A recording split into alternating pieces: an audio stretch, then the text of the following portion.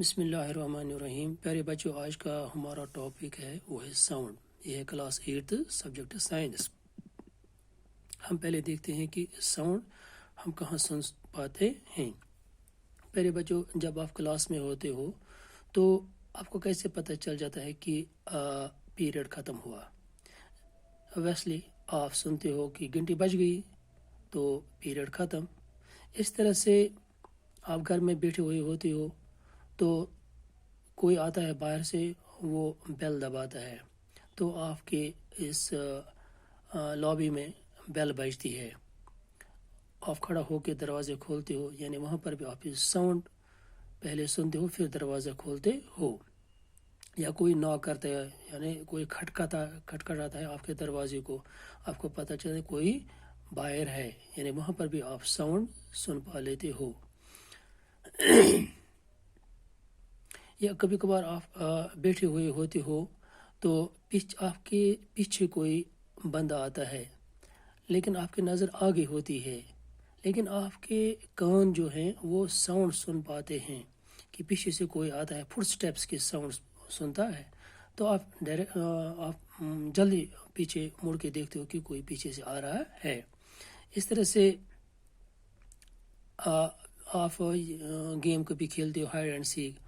اس میں ایک blind fold جو ہوتا ہے وہ اس کے آنکھوں پہ پٹی باندھی ہوئی ہوتی ہے، باقی پلیئر جو ہیں وہ اس کے ارد گرد ہوتے ہیں، لیکن اس کو پتہ کیسے ہی چلتا ہے کہ میرے نزدیک کون سا پلیئر ہے. تو وہ اس کو اسی سے پتہ چلتا ہے، ساؤنڈ کی وجہ سے، کہ اس کے فٹ سٹیپس کی آواز جب وہ سن لیتا ہے تو آٹومیٹک اس کو پتہ چلتا ہے کہ یہ میرے سامنے یہ پلیئر ہے، تو اس کو پکڑ لیتا ہے. ساؤنڈ جو ہے اس کا بہت ہی امپورٹنٹ رول ہے ہمارے اس لائف میں. ہم ایک دوسرے کے ساتھ کمیونیکیٹ کرتے ہیں، یعنی بات کرتے ہیں ساؤنڈ سے ہی کرتے ہیں. یعنی میں اس وقت آپ سے مخاطب ہوں، آپ کو کلاس دے رہا ہوں، آپ میری آواز سن رہے ہو، تو یہ بھی ساؤنڈ ہے، یعنی ساؤنڈ سے ہی آپ میری آواز سنتے ہو. ہم بہت قسم کے ساؤنڈ سنتے ہیں.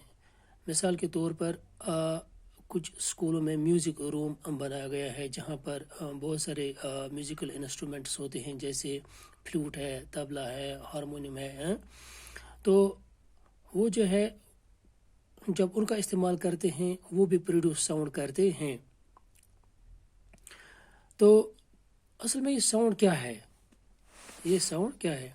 دراصل یہ ایک وائبریشن ہوتی ہے کسی چیز کی. جب ہم کسی چیز کو اسٹرائک کرتے ہیں تو وہ وائبریٹ کر لیتا ہے. جب وائبریٹ کرتا ہے تو وہاں پر سے ساؤنڈ آ جاتی ہے. جیسے آپ 10th میں انشاءاللہ پڑھو گے کہ ہماری ساؤنڈ جب نکلتی ہے تو ہمارے جو ووکل کارڈز ہیں وہ وائبریٹ کرتے ہیں، تو پھر ہماری آواز ساؤنڈ نکلتی ہے. تو جب آپ کے اسکول میں بیل ہوتی ہے، آپ کو یہ پریکٹیکل آپ نے کیا بھی ہوگا تو کرنا بھی ہے کہ آپ کے اسکول میں جیسے بیل ہے، آپ جب اس کو کسی ہتھوڑے سے مارتے ہو تو پھٹکے سے آپ کو اس کو ہاتھ لگانا ہے.